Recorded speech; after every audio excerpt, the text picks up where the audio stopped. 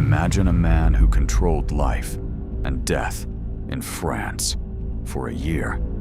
Thousands obeyed him, feared him, and then, in one brutal day, the machine he built turned on him. This is the horrifying final hours of Maximilien Robespierre. For a year, Maximilien Robespierre ruled France with fear. Thousands marched to the guillotine under his orders. Nobles, priests, former allies, even friends. If you were accused, you were dead. No real trial, no mercy. He called it virtue. He called it justice. But on July 27th, 1794, everything snapped. Inside the National Convention, whispers turned into open rebellion. Deputies who once feared him now feared for themselves. They knew something chilling. If Robespierre lived another day, they might not.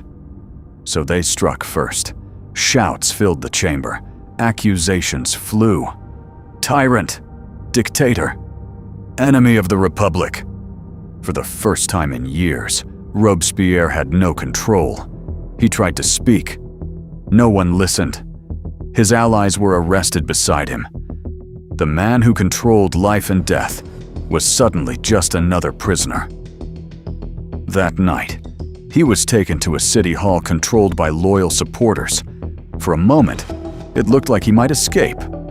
Armed guards surrounded the building. Paris held its breath. Would there be civil war? Then, a gunshot. To this day, no one knows for sure what happened.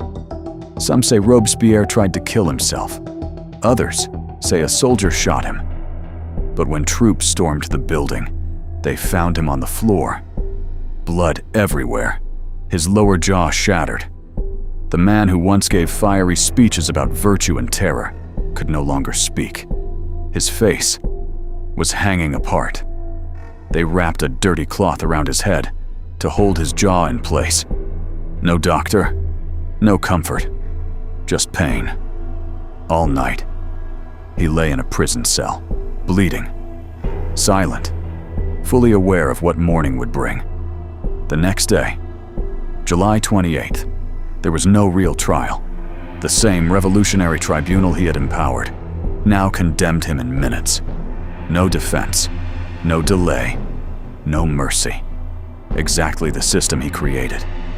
By afternoon, the carts rolled through Paris.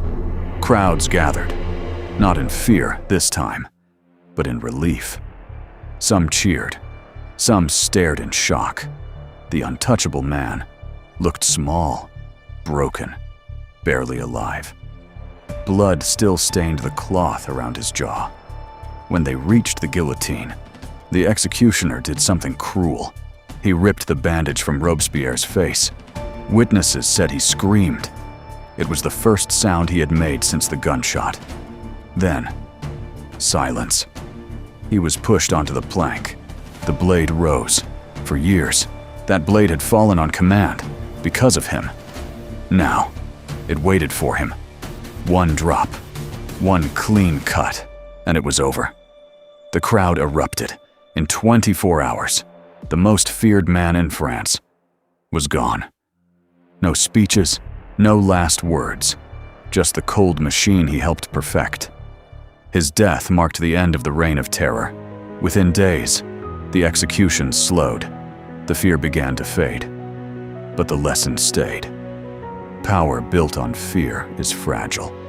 Control built on violence turns fast. And revolutions always eat their own. Robespierre believed he was saving France. But in the end, France decided it needed saving from him.